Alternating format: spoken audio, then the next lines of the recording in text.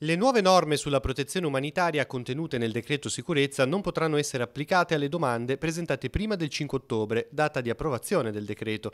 La legge dunque sarà applicata solo alle richieste delle persone arrivate dopo quella data. La decisione della Corte di Cassazione, dato che la maggior parte delle richieste è stata presentata prima di ottobre, ma 23.000 migranti si sono visti negare qualsiasi tipo di protezione, è prevedibile una serie di ricorsi. Sul tema torna l'Associazione degli Studi Giuridici sull'immigrazione, che cita l'ISPI, l'Istituto per gli Studi di Politica Internazionale. Predice circa 130.000 irregolari nei prossimi 2 anni.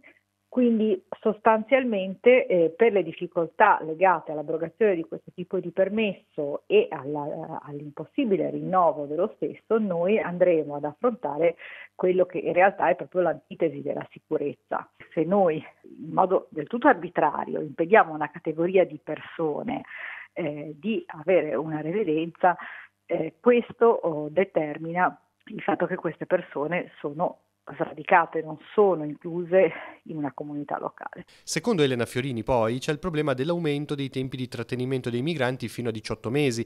La giurista li definisce veri e propri centri di detenzione per persone che non hanno commesso alcun reato e, partendo dall'esperienza degli anni scorsi, la Fiorini ritiene che dire che i centri sono finalizzati all'espulsione non sia vero. Perché quando erano stati in realtà ridotti i tempi di trattenimento, e sto parlando del 2002, questa cosa era stata fatta anche su richiesta degli operatori delle forze dell'ordine, perché era stato dimostrato che aumentare i tempi di trattenimento non aumenta le possibilità di rimpatrio. Le possibilità di rimpatrio per la gran parte delle persone non ci sono.